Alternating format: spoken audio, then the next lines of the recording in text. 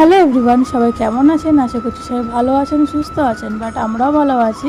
আমি টুম্পা চলে এলাম আর একটা ভিডিও নিয়ে তোমাদের সঙ্গে হাজির হতো।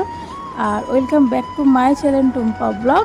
তো সবাইকে অনেক অনেক ভালোবাসা রইলো। আর দেখো, আমার মা কিন্তু অনেক রকম ফুল গাছ লাগিয়েছে, সেটা ভাবলাম তোমাদের সাথে একটু শেয়ার করি। আর একটা ফুল দেখলাম, আমার তো বেশ ভালো লাগলো, এই কারণে তোমাদের সাথে একটু শেয়ার করছি। মা বললো এই ফুলটার নাম নাকি ঘণ্টা ফুল।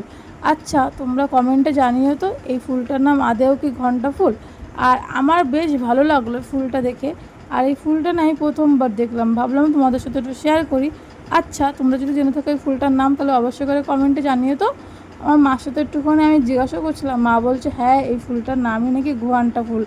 আর দেখো বন্ধুরা, আমার বাড়িতে কিন্তু এরকম বিভিন্ন ধরনের কালারিং পাখি আছে, আরও টিয়া পাখি ছিল, সেগুলো উড়ে গেছে।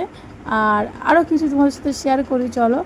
আর প্রথমে এদের সঙ্গে একটু শেয়ার করলাম, কারণ দেখো এরা কিন্তু খুব বেশ ভালো লাগছে। আমি যখন গেছিলাম প্রথমে, তখন এত পাখি ছিল না, তারপরে সব বাচ্চা ফুটেছে, তাই এত পাখি ভরে গেছে খাঁচার মধ্যে। আর একটা জিনিস তোমাদের সঙ্গে শেয়ার করি, ছোট্ট একটা গাছে দেখো কতগুলো কাঁঠাল ধরে আছে। বেশি বড় গাছ না কিন্তু, ছোট্ট গাছ।